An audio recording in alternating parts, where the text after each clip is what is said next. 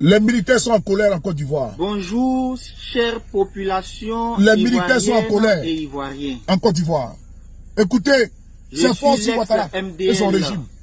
Yavo Sylvestre, matricule 001 Partagez. 01 51 756 du bataillon d'artillerie sol-air, Baza, Akwedo, Nouveau Camp. Chère population, nous prenons toute la population ivoirienne à témoin. En effet, nous avons déjà fait une première, deuxième vidéo. Mais notre doléance, notre pardon est resté sans issue. En effet, nous avons intégré les forces armées nationales de Côte d'Ivoire depuis le 6 janvier 2003. Où le président d'alors a signé un décret qui nous incorpore dans les forces armées nationales. C'est le décret numéro 2002-510 du 10 décembre 2002. Chère population, en effet, après 15 années de service, nous avons décidé de prendre notre départ volontaire à la retraite, organisé par le gouvernement. Où, en effet, il y a eu ce document qui est établi pour sensibiliser toute l'armée.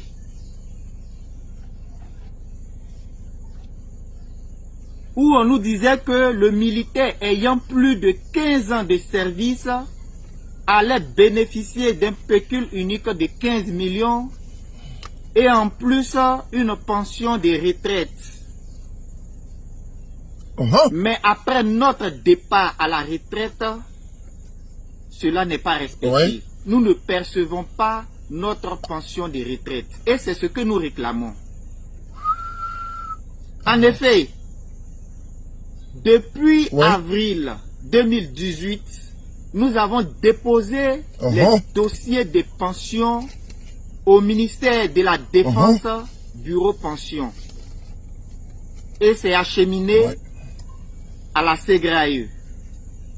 Et la SEGRAE, qui est compétente à la matière, a étudié et a totalisé 15 ans, plus de 15 ans de service pour tout le monde. Mais en plus de cela, dans l'armée, quand tu fais déjà 5 ans, cela équivaut à 1 an de plus, qu'on appelle le bonus quinquennal. Donc en réalité, nous avons totalisé 18 années de service. Et quand nous avons pris notre départ à la retraite, alors qu'on attendait encore la pension et ses rappels, il y a un arrêté ministériel qui est sorti pour dire que nous n'avons pas 15 ans de service et que notre date d'entrée en service est 2007. Et c'est signé par le ministre d'alors, M. Ahmed Bakayoko. Chose qui n'est pas normale.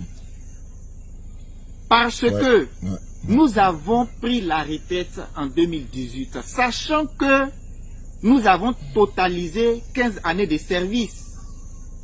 Quand vous-même vous faites les calculs de 2003 en 2018, cela fait 15 ans de service. Mais on nous dit que nous sommes entrés en 2007. Quand nous avons intégré les forces armées nationales, ce document que vous voyez nous a été attribué par le ministère de la Défense. Et comme vous voyez très bien,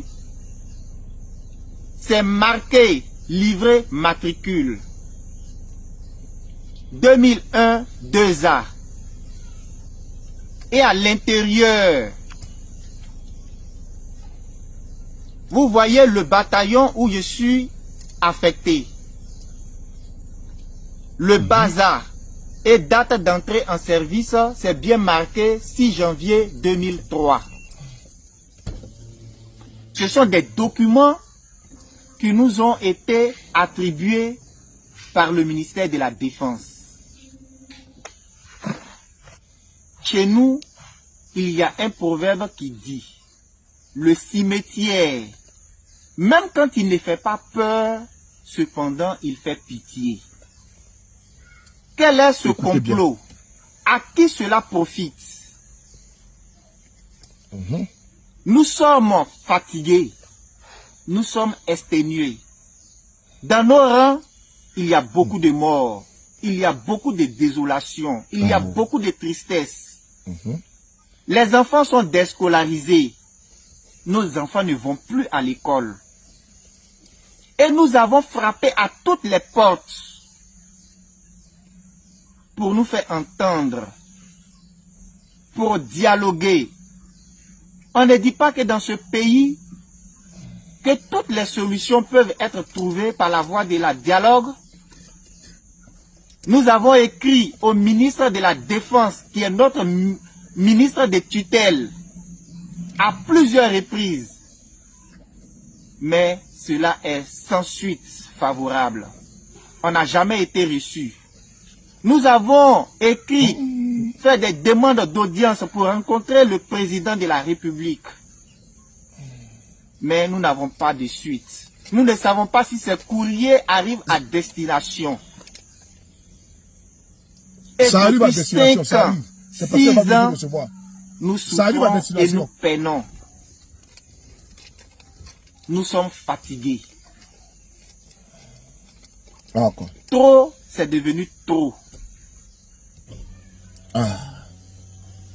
Nous ne savons pas à quoi cela sert. Nous ne savons pas ce que cela veut dire. Nous interpellons le président de la République de Côte d'Ivoire, le père de la nation. Monsieur le président de la République, nous aussi, nous sommes vos enfants. Et nous vivons une injustice qui ne dit pas son nom. Jetez un regard sur notre dossier. Nous voulons simplement vous rencontrer et vous expliquer dans tous les détails notre situation.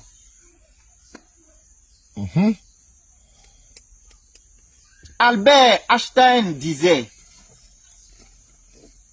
le monde est méchant. Le monde est dangereux.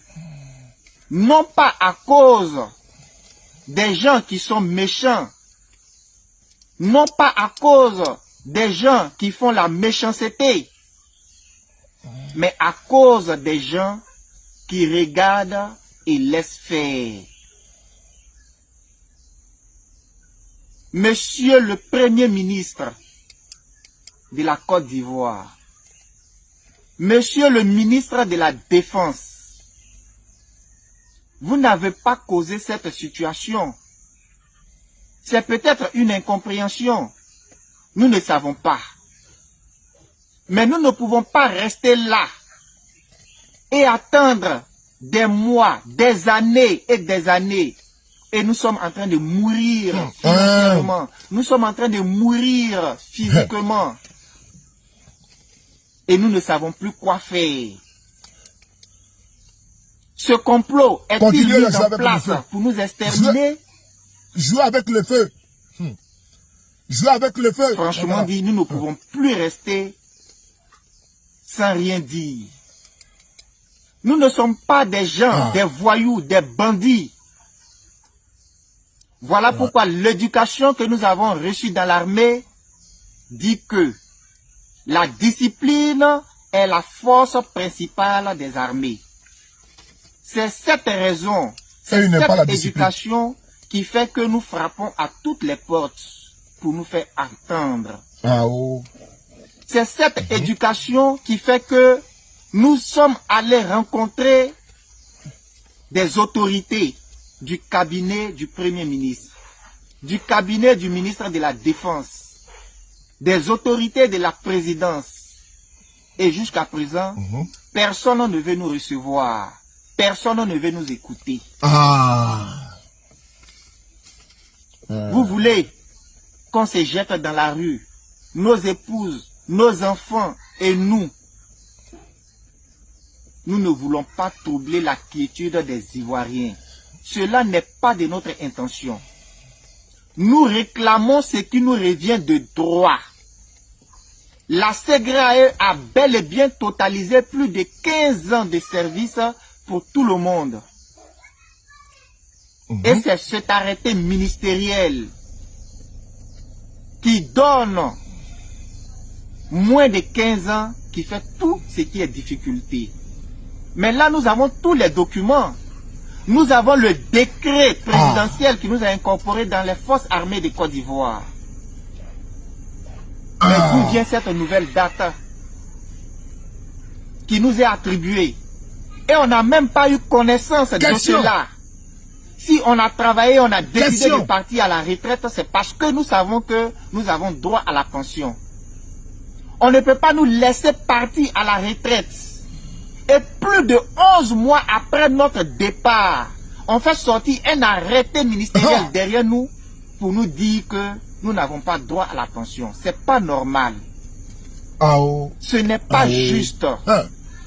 Et ce n'est pas bien. Jouer avec le feu, RAGP. Si on avait eu connaissance de cette situation, si on avait eu connaissance de ce document, beaucoup, nombreux de nos rangs ne seraient pas partis à la retraite. Monsieur le Président de la République, nous avons besoin de vous. Nous avons besoin de votre soutien. Cela, rien ne va plus dans nos rangs. Ce n'est pas votre souhait de nous voir mourir. Ce n'est pas votre souhait de nous voir dans la désolation. Ce n'est pas votre souhait de nous voir humiliés. Mais aujourd'hui, c'est ce que nous sommes en train de vivre. Nous vous en prions.